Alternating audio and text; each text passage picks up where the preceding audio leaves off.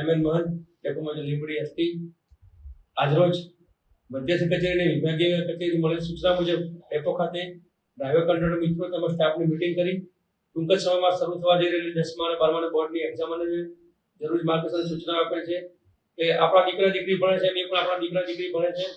એ એમનો આખા વર્ષે તૈયારી પછી પરીક્ષા આપવા જતા હોય બોર્ડની તો એમને આપણે શુભેચ્છાઓ પાઠવીએ અને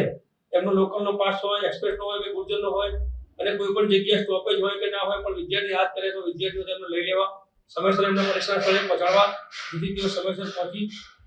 નિશ્ચિત થઈને પોતાની પરીક્ષા આપી શકે અને પોતાનું ઉજ્જવળ ભવિષ્ય નિર્માણ કરી શકે. આ બાબતની મિટિંગમાં તમામને જાણકારી આપી સૂચના આપેલ છે. વધુમાં મધ્યસ્થ કચેરીથી હાલ સફાઈ ઝુંબેશ ચાલી રહી છે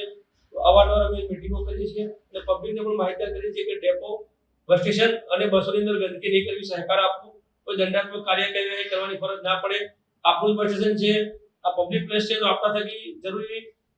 સફાઈમાં મદદગાર થવું અને બસો કે વર્કશોપ કે બસ સ્ટેન્ડમાં કોઈ પણ જગ્યાએ ગંદકી કરવી નહીં એવી પબ્લિક સાથે અમે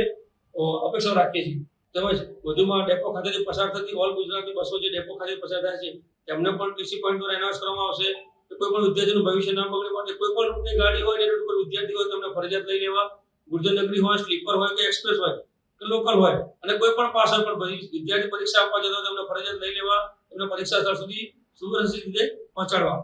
એવું પણ અમારા દ્વારા પોઈન્ટ પર એનાઉન્સ કરવામાં આવશે અને તમામ પૂર્ણ જાણકારી આપવામાં આવશે.